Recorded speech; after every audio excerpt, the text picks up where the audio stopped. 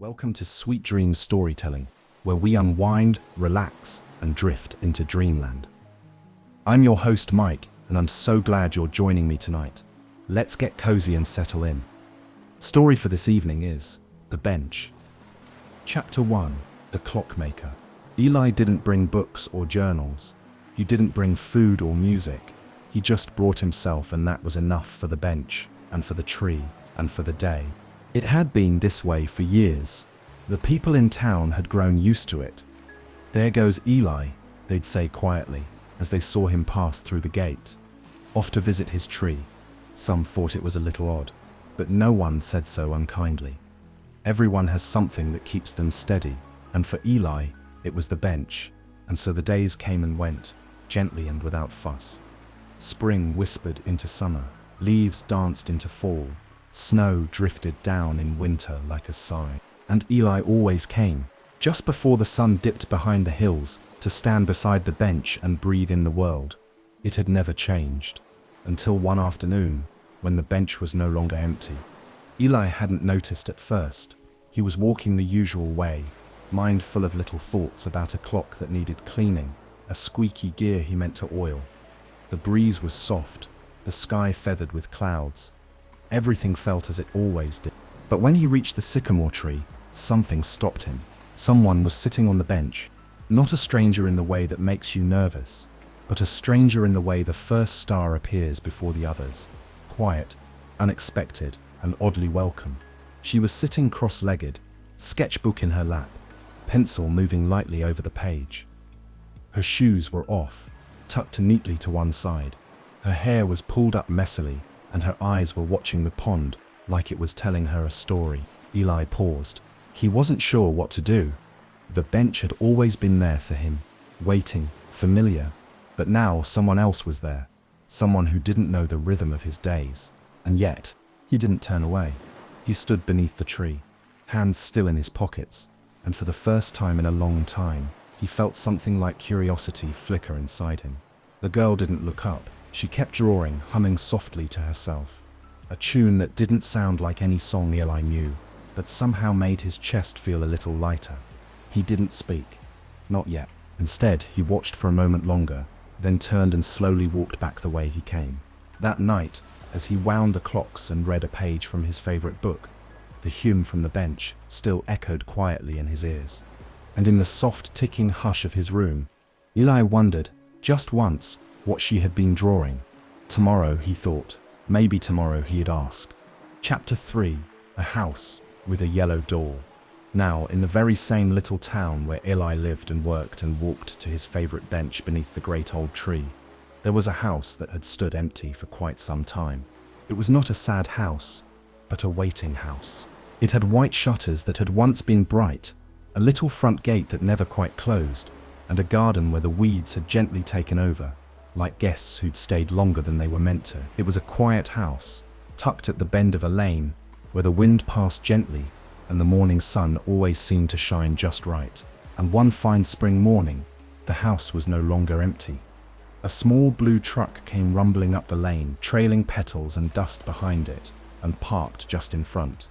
Its bed was filled with wooden boxes, long-handled brushes, tins of paint, and something that looked like a rolled-up rug, and a picnic basket. The driver stepped out, stretched to the sky, and smiled at the house, as if they were old friends meeting again after many years. This was Mara. She was not like anyone else in the little town, though no one could quite say why. She was younger than some, older than others, and wore a jacket patched with bits of fabric that didn't match but seemed to belong together all the same. Her hair was wild in the morning breeze. She wore no watch, and no one ever saw her with a phone. But she always seemed to know what time it was, especially when it was time for tea, or time to smile at someone who had forgotten how. The first thing she did, after walking all the way around the house twice, was paint the front door, and not just any color. No, she painted it a bright, buttery yellow, the color of sunshine through kitchen windows, the color of daisies in a field, the color of warm toast on a sleepy Sunday morning. The neighbors peeked through their curtains. They hadn't expected yellow. They hadn't expected anyone, really. Some of them raised their eyebrows. Some of them smiled. And Mara, well, she just kept painting. All day long, she unpacked her things with care and cheer.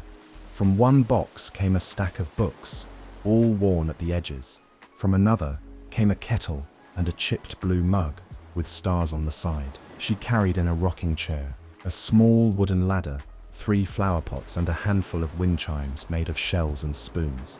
By the end of the afternoon, the house looked as if it had sighed in relief. It stood a little taller. Its shutters seemed to blink in the sunlight, and in the windows lace curtains fluttered for the first time in years. That evening, Mara sat on the porch step with a bowl of strawberries in her lap, her bare feet dusted with grass. She hummed to herself, a tune that had no words but sounded like it belonged to the wind. People passed by on their way home from the market. Some slowed down, some didn't, but no one could help glancing at the house with the yellow door. And far down the lane, in his quiet clock shop, Eli noticed the change too. He didn't know her name. He didn't know where she had come from, or what had brought her to the house that had waited so long for someone to come back. But that evening, when he walked to the park and paused beside the old wooden bench beneath the tree, he looked up at the sky a little longer than usual. The wind had changed, just slightly, just enough to carry a tune, and though Eli did not yet know it, something new had begun, something quiet and gentle and just a little bit magical. But all of that would come in time. For now, the clocks ticked softly, and the house with the yellow door slept soundly beneath the stars. Chapter 4.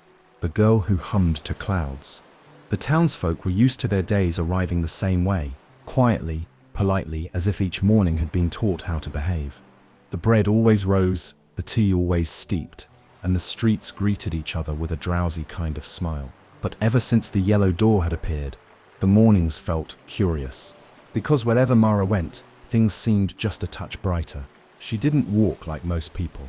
She wandered, as if she were following invisible threads that led her to forgotten corners. She paused often, at fences, at flowers, at window panes, just to admire the way the light danced through them. She talked to the postbox. She complimented mail carriers on the neatness of their letters. She left acorns on windowsills and sugar cubes near the edge of the pond for the fairies or the frogs, or whoever finds them first. And she hummed. Always humming, a tune that trailed after her like a ribbon. Some people turned their heads and whispered. Others smiled behind their teacups. One afternoon, she stood in the middle of the lane, hands on her hips, staring at the clouds with great interest, as if she were studying a painting hung just slightly crooked. Then she reached into her pocket, pulled out a small pencil and a folded scrap of paper, and began to draw. The clouds, she would later say, had looked like sleeping whales, and pieces of cake, and a coat she once loved and lost. She sketched them all, not for anyone to see, really, just because it felt good to do. At the library, Mara left tiny notes tucked into the pages of books. This page knows your secret and promises to keep it. Don't be afraid to reread your favorite part. You are made of stories, good ones. Children began looking for them like treasure. At the bakery, she offered to trade one of her paintings for a loaf of fresh bread. The baker laughed and gave her 2. At the park, she sat beneath trees and painted in a great, soft-covered sketchbook filled with brushstrokes that looked like dreams half remembered. She painted birds mid-flight, cups of tea left untouched, doorways no one else had noticed. Once, she painted the pond as if it were made of stars, and no one could quite figure out how the water in the picture looked like it was singing. The town didn't quite know what to do with her. She was not a puzzle to be solved or a project to be managed. She was a bit like the weather, different each day, but always honest. And perhaps that was why some people liked her right away, while others weren't quite sure how. Mara didn't seem to mind. She lived in the yellow-doored house like she'd always belonged there. She tied bells to the gate. She hung tiny lanterns along the porch. She planted mint and wildflowers in mismatched teacups and left them along the walkway like an invitation no one had to accept. And every afternoon, without fail, she walked to the park, sometimes with a blanket, sometimes with a book, always with that great sketchbook and her humming. It wasn't long before she found the bench beneath the sycamore tree, the same bench Eli visited every day. But of course they hadn't met yet. Not quite. You see, some stories start like a flash of lightning, loud and bright and sudden, but others begin the way a flower opens, slowly, softly, petal by petal. This story was the second kind. And so the days rolled on like marbles down a gentle hill, and the girl who hummed to clouds sat more and more often on the bench beneath the old tree, until one day, without fanfare or fuss, the clockmaker arrived and found the bench already taken. But that, dear one, is a moment for another night. For now, let your eyes grow heavy, and let your thoughts drift like clouds above a yellow door. The world will wait, and so will the story. Chapter 5. The first time Eli saw her. It was a Thursday, or perhaps a Tuesday. In towns like this one, where the days move slowly and kindly, time doesn't always wear a name. The morning had begun like most others. The bread rose. The birds chatted in the hedges. The clocks in Eli's shop ticked in their usual soft chorus, each one slightly out of step with the next, but all doing their best. Eli had oiled a finicky gear, rewound a wall clock shaped like a ship, and cleaned the face of an old brass timepiece, so thoroughly it gleamed like a coin, found in a treasure chest. By afternoon he felt the tug of habit, gentle and familiar, so, as always, he closed the little shop, flipped the sign to closed with its neat lettering, and stepped into the hush of the street. He walked the usual way, down past the bakery, where cinnamon lived in the air, across the cobbles with their mossy edges, through the park gate that always gave a little squeak, and there, just ahead, beneath the big sycamore, with its peeling bark and arms like a lullaby, was the bench. But it wasn't waiting for him that day. Someone was already there. Eli slowed without meaning to. He wasn't startled, just surprised in the way one might be to find a daffodil blooming early, or a letter from a friend you hadn't heard from in years. She was sitting on the bench as though it had always belonged to her, legs tucked up, shoes off, sketchbook resting on her knees. Her pencil moved lightly, quickly, like it knew what it wanted to say. Her hair was tied back with a red ribbon, and the sunlight touched her shoulder in the same way it touched the pond, gently, as if asking permission. Eli stopped a few paces away, unsure what to do. The bench had never been his, not truly, but still it felt odd to see someone else there, occupying the space where so many quiet afternoons had lived. But the girl didn't see him, or rather she did, but not in the usual way. She didn't look up as people often do when they sense they're being watched. She simply paused her drawing, tilted her head slightly toward him, and said in a voice as calm as the shade beneath the tree, "The bench is big enough for two." Eli blinked. It had been a long time since anyone had spoken to him without needing something fixed or priced or wrapped in paper. He looked at the empty stretch of wood beside her, then back at her sketchbook. He said nothing. She didn't seem to mind. She went back to drawing, the pencil scratching softly on the page. After a long moment, Eli stepped forward. He didn't sit, but he did stand a little closer, close enough to glimpse her page. She was drawing the pond. Not exactly as it looked, but how it felt, with swirls of color where the water was still and tiny silver lines where ducks had drifted past. In the corner, a cluster of stars floated just beneath the surface, as if the sky had leaned down for a drink.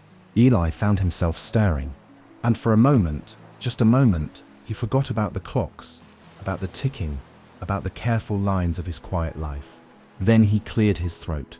Gently, she looked up at him at last, really looked. Her eyes were not loud, but they were wide open, as if they had been waiting for someone to notice the same things she saw. Eli nodded once, awkwardly, politely. She smiled once, easily, kindly. Then, without another word, he turned and walked back the way he came. He didn't know why. He only knew his steps felt different, lighter, as though he'd left something behind or picked something up, though he couldn't say what. That night, as he wound the clocks and set the kettle to boil, he found himself glancing at the bench in his memory, at the sketchbook, at the soft place in the air where her humming had been. He had not asked her name, but she had said the bench was big enough for two, and that, somehow, felt like a beginning. Chapter 6. The bench is big enough for two. The next day, the sky was the color of a soft blue teacup, and the wind carried the scent of something new, something not yet named. Eli had not meant to walk past the bench again so soon. He told himself he might skip his visit that day. There was a grandfather clock in the shop that needed mending, and a set of tiny screws he had meant to sort. But as the afternoon light grew golden and familiar, something inside him began to shift, like a key slowly turning in a quiet lock. So, without truly deciding, Eli found his coat, folded his shop apron, and stepped into the fading day. He followed his usual path, the bakery, the cobbled lane, the squeaky gate. He walked with hands in his pockets, as always, but this time he listened more closely to the world around him. The birds seemed to speak in softer tones. The leaves above rustled like whispered laughter, and the air was filled with the kind of hush that comes just before something gentle happens. And there she was, Mara, sitting on the bench beneath the big sycamore tree, once again. This time, she was barefoot, one leg tucked under the other, her sketchbook in her lap, a small thermos beside her. She looked up as he approached, not startled, but expectant, like she had been hoping he'd come. She smiled, the same easy, warm smile from the day before. "You came back," she said, as if it were the most natural thing in the world. Eli nodded once, a little stiffly, though his heart gave a curious little flutter. "The bench is still big enough for two," she added, patting the space beside her as if it belonged to him already. And this time, Eli sat, not right away, not quickly, but slowly, carefully, like someone remembering how to do something they'd once loved and forgotten. The bench creaked beneath his weight, but only slightly, as if happy to be full. They sat in silence for a time. Eli kept his hands folded in his lap, unsure of where to place them. Mara went back to sketching, the pencil making gentle little sounds like raindrops on paper. The pond rippled. A duck quacked once, then settled back into the water, as if content to drift in the company of quiet people. After a while, Mara unscrewed the lid of her thermos. "Tea?" she asked. Eli hesitated. He wasn't used to being offered things without reason. He looked at her, then at the thermos. "What kind?" he asked softly. "Chamomile," she said. "With honey. It tastes like a hug." So he accepted it. She poured it into a little tin cup and handed it to him like it was an ordinary thing, like they'd been sharing tea on this bench for years. Eli took a sip. It did taste like a hug, a warm, sleepy one. Mara went back to drawing. Eli sipped his tea and watched the sky above them shift from gold to lavender. The clouds moved slowly. The pond reflected the changing light like it was writing a poem just for them. And though neither of them spoke much, it didn't feel like silence in the way Eli had always known it. It felt like peace. It felt like presence. And when it was time to go, when the light had thinned and the air had turned cooler, Eli stood and gave the tin cup back with care. "Thank you," he said. Mara nodded, slipping the cup back into her bag. "See you tomorrow?" she asked, not looking up. Eli paused. Then, gently, like a small promise being made, he said, "Yes." And as he walked home, something within him felt different.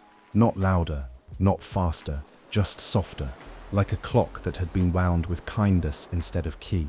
That night, he wound each of his clocks a little more slowly. He wiped the face of the brass ship clock twice, just because, and before he went to bed, he opened the window wider than usual and let the breeze carry in the quiet memory of the bench, the tea, the pencil on paper. The bench had always been enough for him, but now it was big enough for two. Chapter 7: Sandwiches and Silence. The next day came with a sky so clear and blue it looked as though someone had swept it clean just for the occasion. The breeze was gentle, like a sigh from someone who had just remembered something lovely. Eli spent the morning repairing the music box that belonged to the widow who lived above the tailor shop. It was a delicate piece rosewood on the outside, with a ballerina inside who hadn't danced in years. He worked carefully, listening to the clicks and whirs and soft creaks, as though the little machine were telling him a story it had kept hidden for a long time. He finished just after midday, and as if led by some invisible string, Eli reached for his coat, tucked a small cloth-wrapped bundle into the pocket, and stepped out into the gold-tinged light of afternoon. Through the cobbled streets he walked, past the grocer who was stacking apples in perfect pyramids, past the boy flying a kite shaped like a fox, through the squeaky gate of the park. There she was, Mara, sitting on the bench beneath the sycamore, just as before. Her sketchbook rested beside her this time, closed as if today she had chosen not to draw the world, but simply to be in it. She wore a scarf of faded green and brown, like moss and leaves, and her boots were unlaced, the laces trailing like little threads that had forgotten where they were meant to be. As Eli approached, she looked up and smiled, but not in surprise. No, her smile was the kind that welcomes something expected and treasured.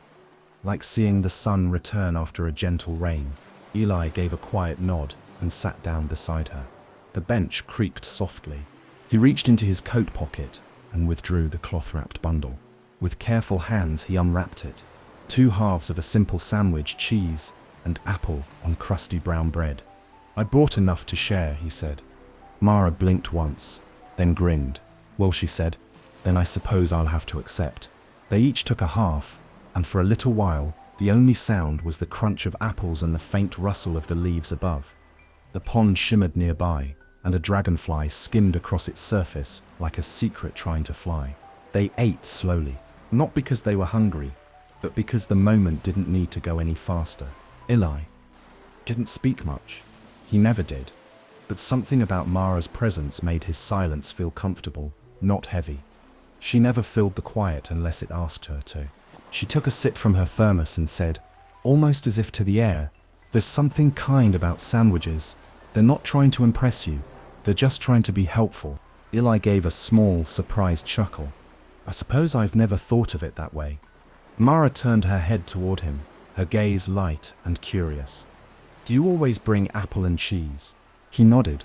"It was my grandfather's favorite. He used to say, you only need 2 good things to make something better." She smiled at that, folding the napkin into a neat triangle. "I like that," she said. 2 good things. For a long while, they said nothing more. The light shifted, shadows lengthened, and the tree above them whispered its old stories in a language made only of wind and wood. As the sun began to sink, painting the pond in gold and lavender, Mara gathered her things slowly. She did not rush. "Same time tomorrow?" she asked, glancing sideways. Eli hesitated only a second. "Yes," he said. And as she stood, she looked down at him, not in pity or wonder, but in friendship, pure and quiet. "Next time," she said, "I'll bring the tea and something sweet." And with that, she walked away, her scarf trailing behind like a soft question on the breeze.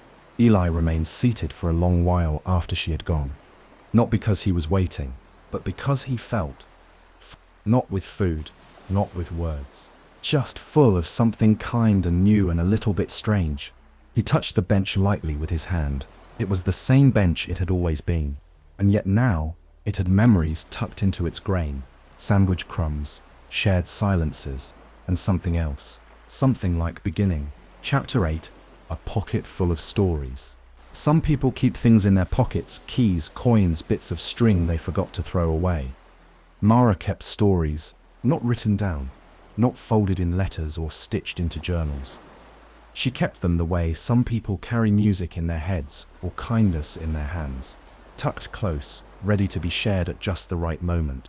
Eli learned this on a day when the sky wore a woolen grey, and the wind pulled gently at coat hems and scarf ends like a child asking to be noticed. He arrived at the bench, as he had every afternoon since the sandwiches and shared silence.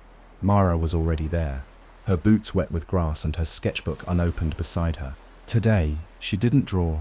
Today, she told stories. "I met a crow once," she began, as if continuing a conversation that had started long ago. "He stole my bracelet and dropped it on top of the old bakery chimney. I had to bribe him with crackers every day for a week before he gave it back." Eli blinked.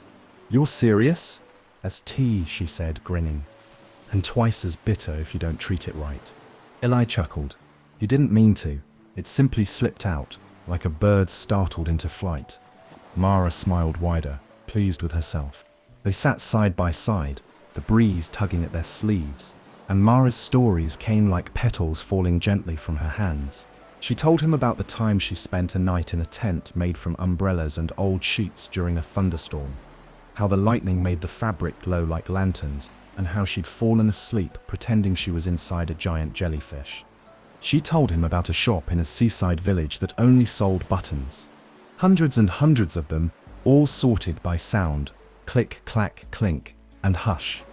The quietest ones, she said, were the most expensive. She even told him about a boy she once knew who tried to teach a snail how to do tricks. It never worked, but the boy said that didn't matter, because the snail was very good company. Eli listened. Really listen. Not with polite nods or half-thought hums, but with full attention, the kind he usually reserved for tiny ticking gears or a tune hiding inside a music box. He didn't interrupt. He didn't ask for explanations. He simply let the words move between them, like a river winding its way through the woods. And slowly, something began to happen. Mara's stories filled the spaces between his thoughts, and for the first time in a long time, Eli's mind didn't wander toward clocks or schedules or routines. He just was, and it felt wonderful. Mara glanced at him now and then, not to check if he was listening. She already knew he was, but as if to measure how much light he was letting in. "You're good at that," she said softly. "At what?" "At being still without going stiff. That's a rare gift."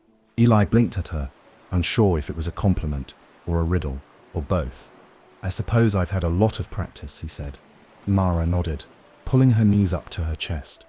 "I used to think stories were just for telling," she said after a while. "But they're not. They're for giving. Like seeds. You never know what they'll grow into." The wind rustled the leaves above, and the bench gave a small creak, as if agreeing. Eli looked out over the pond. The ripples gentle and slow. The sky above had begun to blush with the promise of evening. The day was folding itself up like a letter, one corner at a time. And as they sat in the golden quiet, Mara reached into her coat pocket and pulled out a folded piece of paper. She handed it to him without a word. Eli unfolded it carefully. It was a sketch of the bench beneath the tree, drawn in fine pencil lines, but with one difference.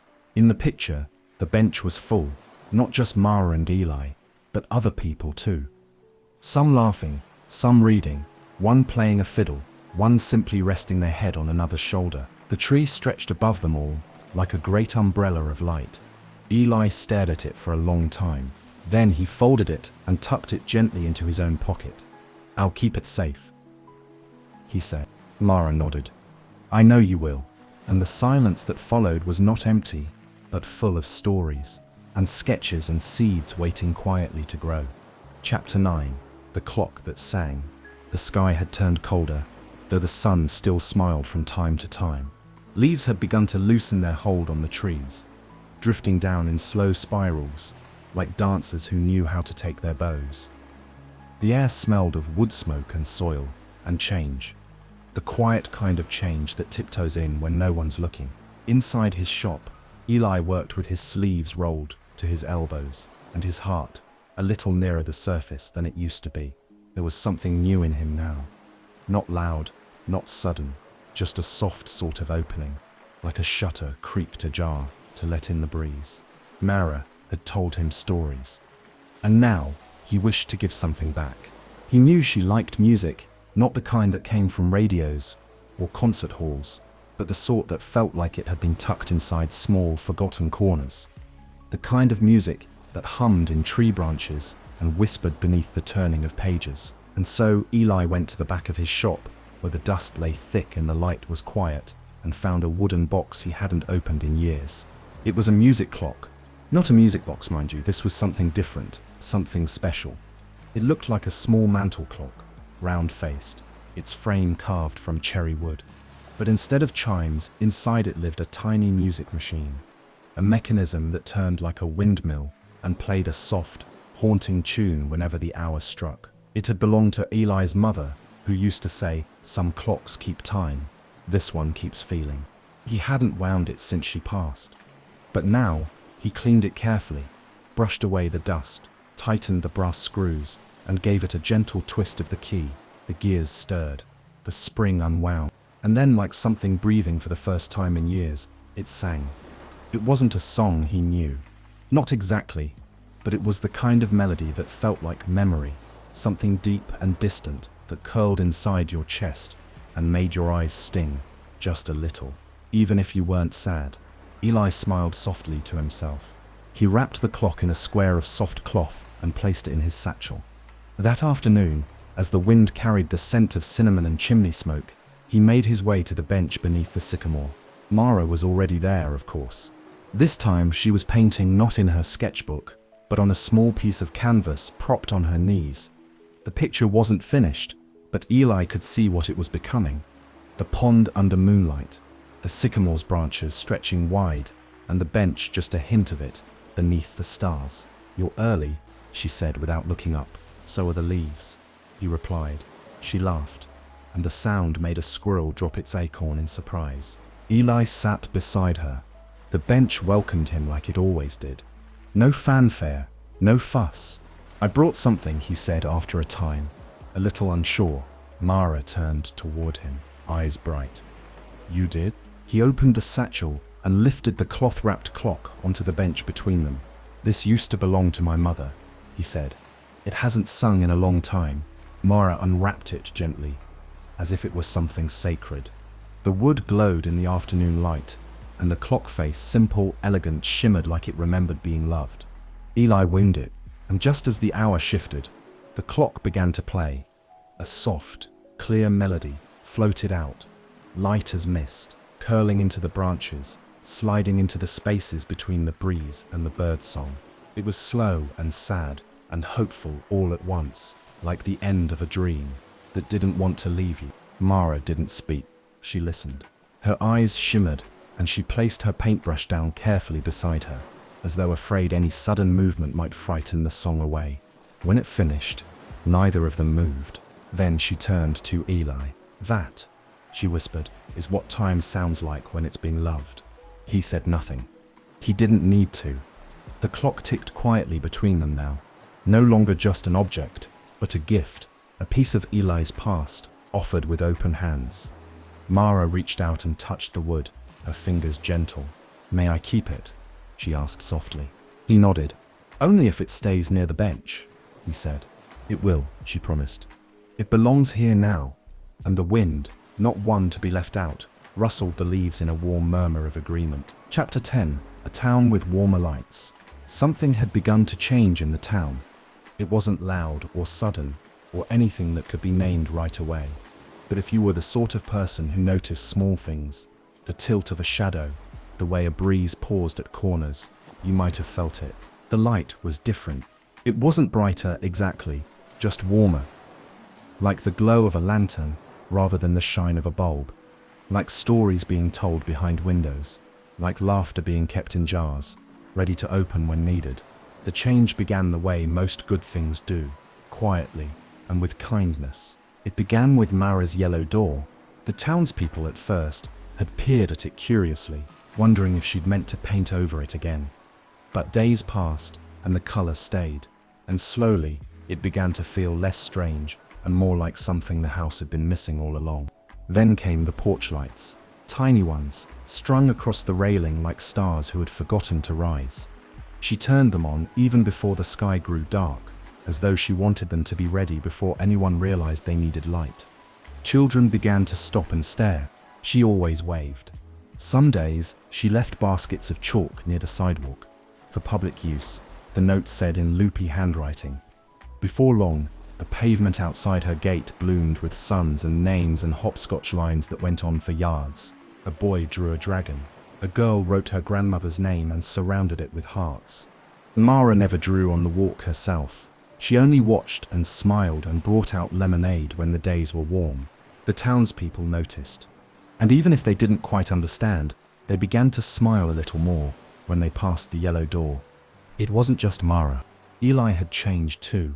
He still wore his soft grey sweater and still moved with quiet steps, but now when people brought their clocks to the shop, they found something extra, a ribbon tied to the handle, or a tiny paper star tucked into the wrapping, or a folded note that simply read, "Thank you for trusting me with your time." No one knew quite when he'd started doing that. He didn't, either. It had just felt right. Some days, children stopped outside the window of his shop and watched the clocks tick in their slow, steady rhythm. Eli had never paid them much mind before, but now he opened the door and said gently, "Would you like to hear one chime?" They always said yes. He would wind a little carriage clock and let it sing its high, clear note. The children would laugh, sometimes clap. One girl once whispered, "It sounds like a bell that forgot it was lonely." Eli had smiled at that, quietly, but deeply. And every afternoon, just as always, he went to the bench beneath the sycamore tree. Mara was there more often than not, sketching or humming or sipping her tea. Sometimes they spoke, sometimes they didn't. But the bench, like the town, had grown warmer. One evening, as the sun folded itself into the hills and the lampposts blinked their first blinks, Eli and Mara sat with the music clock ticking softly between them. "It feels different now," Eli said suddenly. Mara glanced at him. "What does?" "The town." She thought for a moment. Maybe it just feels more awake. Eli looked out at the pond, where two ducks floated side by side. "Or maybe," he said, "it's not the town that changed." Mara looked at him then, not quickly, not sharply, but fully. Sometimes people spend their whole lives waiting to be seen like that. The music clock sang its gentle song. Lights blinked on in windows, one by one, like the stars had decided to visit the rooftops for a change. Somewhere, a cat yawned. Somewhere else, a mother read a story to a child whose eyes were already closing. And beneath the sycamore tree, on a bench big enough for two people sat together in the soft hush of almost night. Not to fix the world, just to make it a little softer, a little kinder, a little more awake. Chapter 11. Painting the shop sign. One morning, as the sky yawned into soft gold and the dew still clung to the cobblestones like shy stars, Mara stood outside Eli's clock shop and tilted her head. She did this often, tilting her head at things as if listening for a secret. That morning, she was looking at his sign. It was an old wooden one, faded and weather-worn, swinging gently above the doorway by two thin chains. The letters once said Hullison Son, Clock Repairs, but most of the paint had peeled, and the S in Son was nearly invisible now. The wood was grey with age, the letters had grown tired. Mara stood there for some time, sipping tea from a mug with stars on the side. Then, as casually as someone deciding to water their plants, she walked back to the yellow house and returned a few minutes later with a ladder, a brush, and a small tin of deep blue paint. When Eli opened his shop door that morning, he paused in the doorway. Mara was already halfway up the ladder, brush in hand, humming to herself. He blinked. "What are you doing?" he asked, though not sharply. "Rescuing your sign," she said simply. Eli looked up at it. He hadn't really noticed how faded it had become. It had been like that for years, maybe longer. He'd grown used to it, the way one grows used to a loose floorboard or a squeaky drawer, something you work around rather than fix. "It's fine as it is," he said, though with less certainty than usual. "It's tired as it is," Mara replied, dipping the brush into the paint. "It deserves to be seen again." Eli hesitated.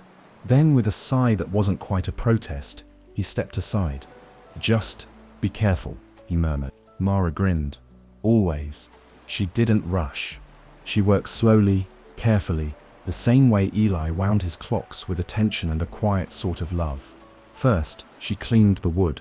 Then she painted each letter by hand, steady and sure, the blue standing bold and true against the grain. When the letters were done, she added something extra, a thin border of gold stars winding along the edges, small and subtle, as if someone had draped a piece of the night sky across the top of the shop.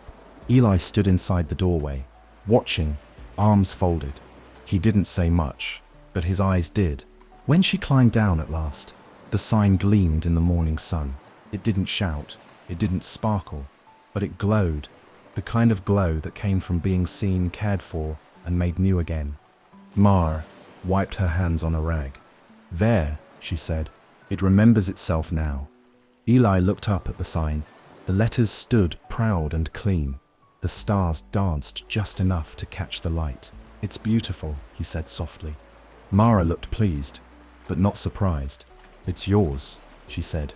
"It always was." Later that day, a man who'd passed by the shop every day for 15 years stopped and stared at the sign. "Didn't know you were still open," he said. "I never closed," Eli replied. The man nodded slowly. "Well, now it looks like you're open." That evening, as the sky turned to velvet and the first stars blinked into view, Eli visited the bench beneath the sycamore tree. He sat a little straighter than usual, and when Mara arrived, a smudge of paint still on her cheek, They didn't need to say much. Some things speak for themselves, and above the quiet little shop on the corner, the sign swayed gently in the breeze. Blue and gold and finally seen again. Chapter 12. Notes in the clock shop. The clock shop had always been quiet. Even when people came and went, their voices were low, their footsteps soft, as if the clocks themselves asked for hush. And Eli liked it that way. He had always preferred the sound of ticking over talking. He understood it better. But lately, something else had begun to fill the silence. Something not loud, not spoken, and not expected. It began with a child. A little boy, no more than 7, came into the shop one afternoon, holding his grandfather's broken pocket watch. His mother waited near the door while the boy approached the counter, wide-eyed and curious. Eli knelt behind the counter, took the watch gently, and smiled in that quiet way of his. "I'll fix it," he said. The boy nodded, his shoes tapping nervously on the floor. "Will it tick again?" he asked.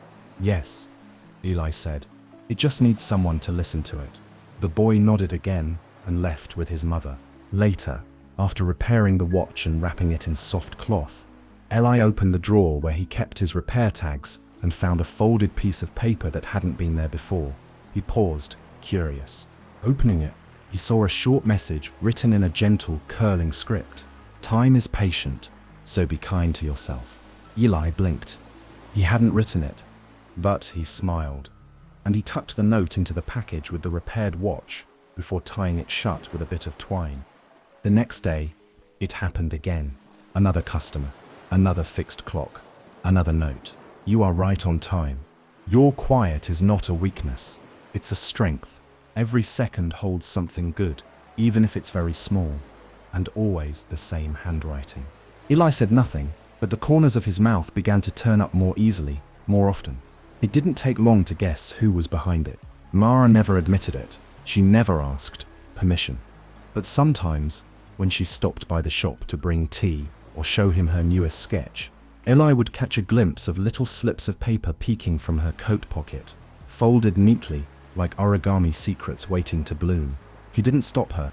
Instead, he cleared out a small drawer in the workbench and began to place the notes there, organized by feeling: hopeful, gentle, brave, funny. He read them sometimes, especially on mornings that felt too still. Customers began to notice. Some smiled when they found a message tucked inside their package. Some cried. One man came back 2 days later, holding a note between careful fingers. He didn't say much, just nodded, eyes misty, and said thank you. That was what I needed. Eli only nodded back. But that night, when he sat on the bench beneath the sycamore tree, he told Mara about it. She smiled, sipping from her thermos. "I don't write them for anyone in particular," she said. "I just write them and trust they'll find the right pockets." "They do," Eli said. The pond reflected the stars, and the breeze moved gently through the branches above. For a long while, neither of them spoke. Then, very quietly, Mara reached into her coat pocket and handed Eli a folded paper. He opened it slowly. Inside it read, "Even timekeepers need rest."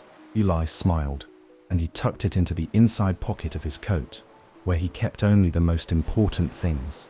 The clock shop still ticked with quiet, but now it ticked with kindness, too.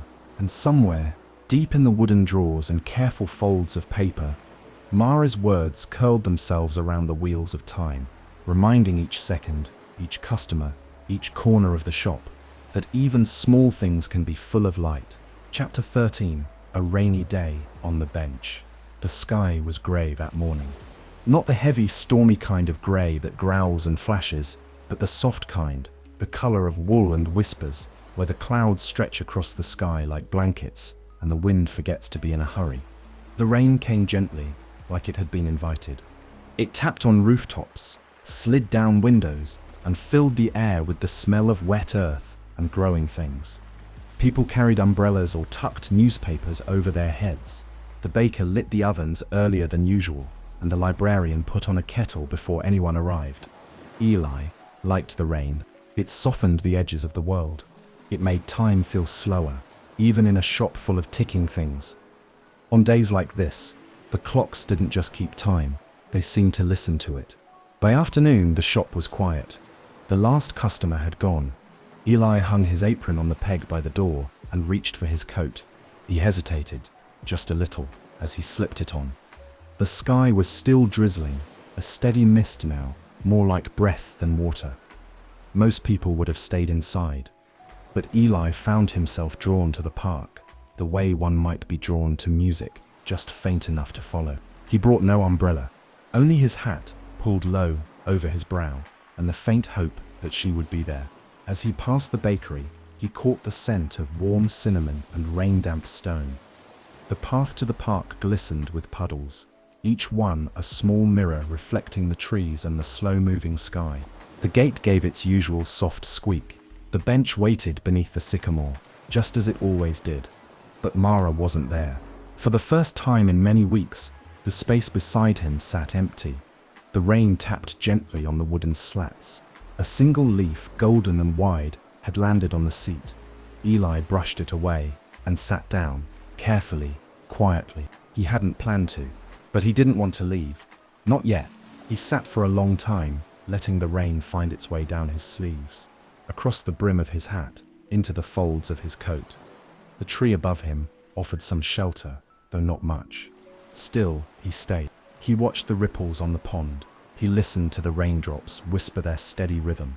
And he waited, not because he thought she would come, but because something inside him had begun to miss her, and the missing wanted to be felt.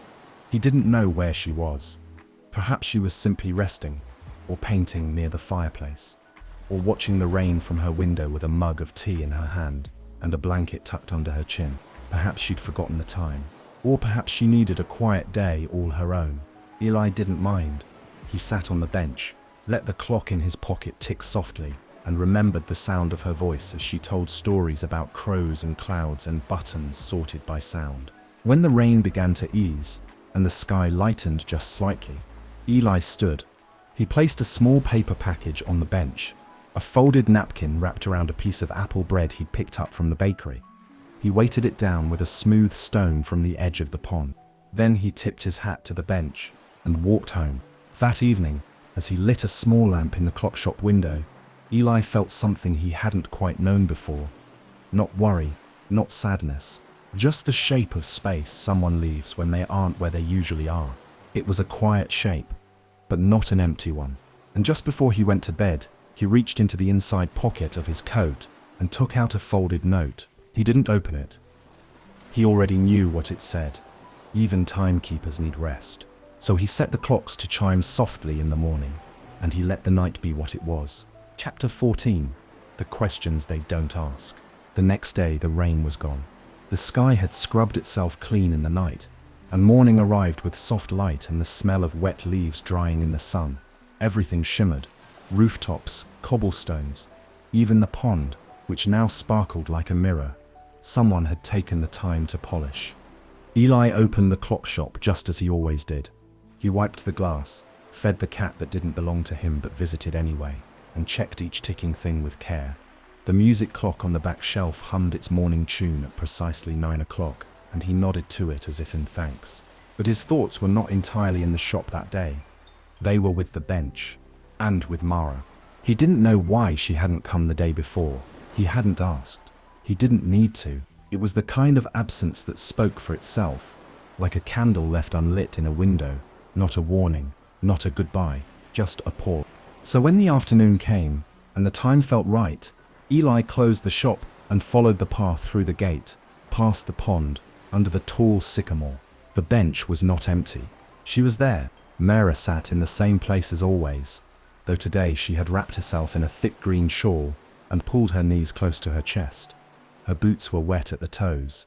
Her sketchbook rested beside her, closed. She looked up when she saw him and smiled, not brightly, not cheerfully, but softly, like someone who had missed something and was glad to find it waiting. Eli gave a quiet nod. Without a word, he sat down beside her. The bench creaked its usual greeting. They didn't speak right away. The silence between them was warm, not cold, like a shared blanket or two mugs cooling on the same table. Mara looked at the pond. Eli looked at the sky. Then, at last, she spoke. "I needed a day," she said simply. Eli nodded. "I left you apple bread," he said. She smiled a little. "I found it." A pause. "I ate it." "Good." And that was that. No questions. No explanations. No stories to cover over the quiet. Just the soft knowing that comes between people who have made a space for each other, a space that doesn't need to be filled, only honored. After a while, she reached into her pocket and pulled out a small, folded piece of paper. "Found this tucked under a floorboard in the yellow house," she said. No idea who put it there. She handed it to him. Eli unfolded it. The paper was yellowed with age, the edges soft. Written in fading blue ink were 5 simple words. "Come back when you're ready." Eli stared at the note, then folded it again, more carefully this time. "Seems like good advice," he said. Mara nodded. "I thought so too." They sat together until the breeze began to cool and the shadows stretched long across the grass. When they stood, neither of them mentioned the day before again. They didn't need to. Some questions are too small to matter, and some answers are too big for words. Chapter 15. The Sound of Laughter. Laughter had never been a frequent guest in Eli's life. It wasn't that he disliked it. Not at all. He liked it the way one likes fireworks from a distance. Beautiful, bright, but best kept just far enough away, not to surprise you. He chuckled sometimes, smiled often, in the quiet way that makes your eyes wrinkle at the corners. But to laugh, really laugh, belly and breath and heart all tumbling out at once, that hadn't happened in years, until today. It was a sunny afternoon, the kind where the breeze is warm enough to open your collar, but cool enough to keep your tea hot in your hands. The pond glimmered. The sycamore leaves danced. The bench waited, just as it always did. Mara was already there when Eli arrived. Sketchbook balanced on her knees, a biscuit in her mouth, and a pencil behind her ear. She looked up when he approached and smiled with crumbs on her lips. "I tried to draw a swan," she said, not as an apology but as a confession. Eli sat beside her. "May I see it?" She handed him the sketchbook without hesitation. He opened to the page and blinked. The creature in the drawing had long legs, a round middle, wings like upturned mittens, and a neck that spiraled 3 full times before ending in a wide-eyed beak. It looked nothing like a swan. It looked like a goose that had gone through a washing machine and come out with new opinions. "It has presence," Eli said. Mara burst out laughing, a full, sudden peal of laughter that startled a duck into flapping its wings. And Eli, despite himself, or perhaps because of himself, laughed too. Not a chuckle, not a breathy ha-ha, but a real laugh, deep and loud and utterly delighted. The kind of laugh that catches you off guard, shakes the dust off your ribs, and leaves your eyes shining. He laughed until his shoulders shook, until his hat slid slightly to the side, until even the sketchbook wobbled in his hands. Mara laughed with him, tears in her eyes. The bench seemed to laugh, too, creaking gently beneath them, as if pleased to be part of the joy. When the laughter at last gave way to breath again, they both sat back, wiping their eyes. "I needed that," Eli said, sounding surprised. "I know," Mara replied. "So did I." For a moment they said nothing more, just sat there, the kind of quiet that follows a really good laugh. A warm quiet full of little echoes and the feeling that the world is still giggling in its corners. 2 women passing by with a small dog paused at the sound. "Was that Eli?" one of them whispered. "It couldn't be," the other said. It sounded like Eli. But it was, and the sound of it lingered. That evening, as the sun dipped behind the rooftops and the park grew still, Eli walked home with the swan sketch folded carefully in his coat pocket. He wasn't sure why he'd kept it. Maybe because it made him laugh. Or maybe because it reminded him of something important, that even quiet people, even clockmakers need to be surprised by joy sometimes. The kind that takes you by the hand and says, "Come along now, let's remember how good it feels to be light." And from that day on, when the clock shop's bell rang and a new customer entered, they might, if they listened closely, hear a faint, cheerful hum coming from the back room, a hum with a chuckle tucked inside it. Chapter 16. A garden grows in secret. Behind the clock shop, there was a narrow strip of land that most people forgot was even there. It wasn't quite a yard and not quite an alley. just a little patch of ground tucked between the back wall of Ellie's shop and the wooden fence that separated it from the baker's kitchen door. There wasn't much to see: a crooked paving stone, a patch of weeds, an old chair with one leg shorter than the others. The sunlight came there only in the early mornings, and only for a short time, slipping down like a ribbon between the rooftops. It wasn't the sort of place anyone paid much attention to, except Mara.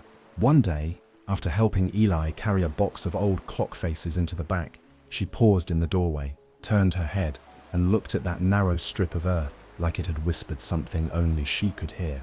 "You know," she said, "this would make a very fine garden." Eli raised an eyebrow. "That? Yes, that," she said, stepping outside and bending down to press her hand to the soil. "It's shy, that's all. It needs someone to say hello." Eli looked at the weeds, and the leaning chair and the empty flower pot that had been sitting there since before he inherited the shop. "I'm not much of a gardener," he said. Mara smiled. "I am." And that was that. The very next morning, she arrived with a basket of seeds, 2 pairs of gloves, and a spade with a painted handle. She handed Eli a trowel. "You dig?" she said. "I'll whisper encouragement." He didn't argue. Together, they cleared the weeds and swept the stones. They pulled up the old chair and set it upright again, giving it a smooth, flat stone to balance its uneven leg. They stirred the earth gently, as if waking it from a long nap. Mara hummed as she worked, always humming, a tune that changed with her mood, sometimes skipping, sometimes swaying, sometimes barely there at all. Eli didn't hum, but he found that his hands moved more easily with hers nearby. They planted wildflowers first, the kind that bloom in surprise colors and don't mind sharing space. Then came the mint, the marigolds, the shy little violets. At the very back, Mara tucked in a cluster of moonflowers. "They bloom at night," she explained, "for dreamers and owls and those who come home late and need a little light." Eli didn't say much, but when she handed him a small envelope of seeds, forget-me-nots, he held it like something precious. "Your mother liked these, didn't she?" Mara asked gently. He nodded.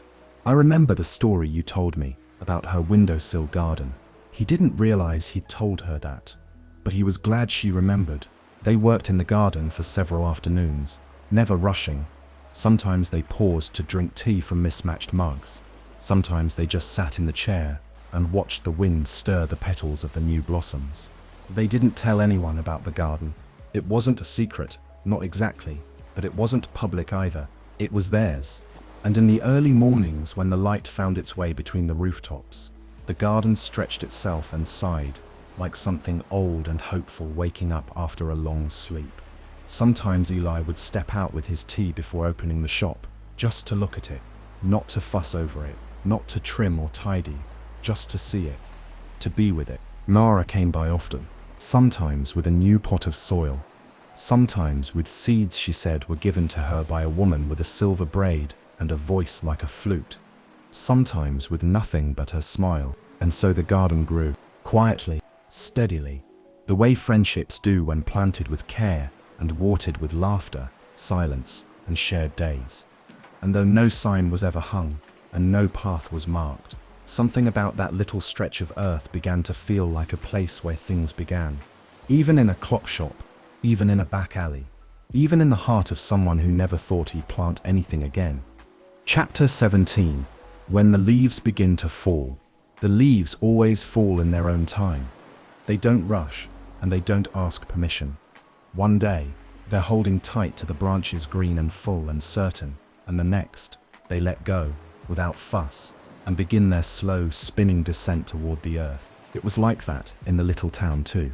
One morning, Eli stepped outside and noticed the faintest change in the air. Not colder exactly, but crisper, as if the wind had turned its collar up. The sunlight, though still golden, began to slant differently, reaching farther across the cobblestones, casting longer shadows that walked beside you wherever you went. And the leaves had begun their gentle departure. Not all at once, but here and there, a scatter of yellow beneath the baker's sign, a drift of orange at the edge of the pond, a single red leaf caught in the hinges of the park gate. Autumn had arrived, and with it, something else. Something Eli could not name. It wasn't anything he could point to. Mara still came to the bench beneath the sycamore, still brought tea, still carried stories and pockets full of strange things. Feathers, ribbon, coins from faraway places. She still laughed, still hummed, still drew pictures that made Eli feel things he didn't know how to explain. But something had shifted. She had grown quieter, in a way he couldn't quite measure, not silent but inward, as if part of her had started listening to something only she could hear. Once, she arrived late, with bits of dried grass in her hair and a faraway look in her eyes. "Where were you?" he asked. She smiled. "Nowhere, in particular. Just walking." He didn't pray, but that evening, as he wound the clocks and straightened the shop, he kept thinking about her answer. Nowhere in particular, just walking. It felt like a goodbye that hadn't been said yet. The garden behind the shop was beginning to fade too. The marigolds still glowed, but the mint was starting to wilt. The moonflowers opened more slowly now. Unsure of the colder air, Eli tended them anyway. He gathered the last of the violets and pressed them into a small book. He swept the fallen petals from the stones, and when he found a tiny snail resting beneath the flower pot, he moved it gently to the base of the tree. "Stay warm," he murmured, not knowing why. At the bench, Mara spoke less often. She watched the water more. She drew less. She brought out her sketchbook, flipped through the pages and sighed, though not sadly, more like someone who has read a good book all the way to the end. Eli noticed, but he didn't ask. He knew, somehow, that the question would come when it was ready. And so he sat beside her, as always, letting the silence do the talking, letting the wind comb through the branches above, letting the leaves drift down around them, like paper promises from a sky that never forgets how to change. It was autumn now. The clocks still ticked, the bench still held them both, but the air carried something else now too, something not quite said, but felt all the same. Something like, soon. Chapter 18, The Gift and the Goodbye. The morning came quietly. There were no clouds, no fanfare, no sudden winds or signs. Just soft golden light across the rooftops, a thin layer of frost on the flower pots, and a hush that seemed to settle over the town like a warm blanket, not yet shaken out. Eli rose early, earlier than usual. He made tea. He wound the clocks. He checked the hinges of the front door, though they didn't need checking. His hands were calm, but his chest felt full, not with worry, and not with sorrow, but with something heavier than breath and lighter than memory. He knew, before she said it, before she arrived. He knew. And yet, when he reached the bench beneath the sycamore, and saw her waiting, her shawl drawn tightly around her shoulders, her satchel packed and resting at her feet, he still hoped he was wrong. But Mara looked up, and smiled the kind of smile you only wear once in a while. The kind that means thank you. The kind that means I'm glad. The kind that means I'm going. She patted the bench beside her, as always, and he sat without needing to be asked. For a long time, they said nothing. They listened to the wind combing through the nearly bare branches. They watched a duck chase its reflection in the pond. They shared a piece of honeyed bread, torn between them without a word. Then Mara spoke. "I think it's time," Eli nodded once. "Where?" he asked, though not because he needed to know. "Wherever the next whisper takes me," she said. "I've stayed longer here than I thought I would." "I'm glad you did. So am I."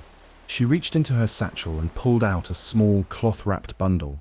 It was square, light, and tied with a piece of blue string. "I made you something," she said. Eli unwrapped it slowly. Inside was a hand-bound book, not very large, but thick, the pages soft and slightly speckled. The cover was painted with a tiny golden bench beneath a wide sycamore tree, and in the branches above, little silver stars. He opened it. Inside were her sketches, all of them. The pond under moonlight, the crooked swan, the back garden in bloom, the clock that sang, the two of them on the bench, their faces made from simple strokes, but unmistakably them.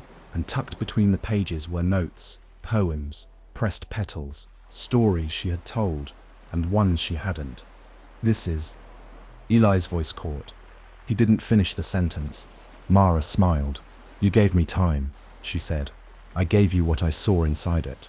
He looked at her, trying to memorize every part of her, the worn laces of her boots, the tiny scar above her eyebrow, the way her eyes always looked like they'd seen more sunrises than they'd ever admit.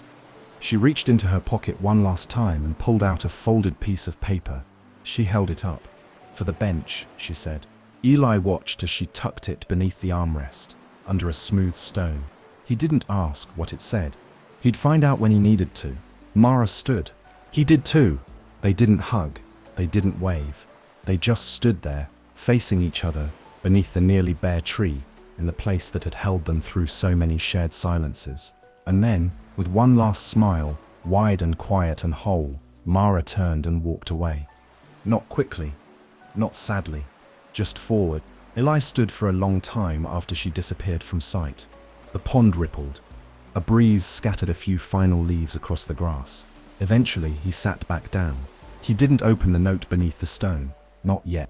Instead, he opened the book she'd made him and turned to the middle, a page with just the two of them, sitting side by side beneath the tree, the branches forming a soft arch above.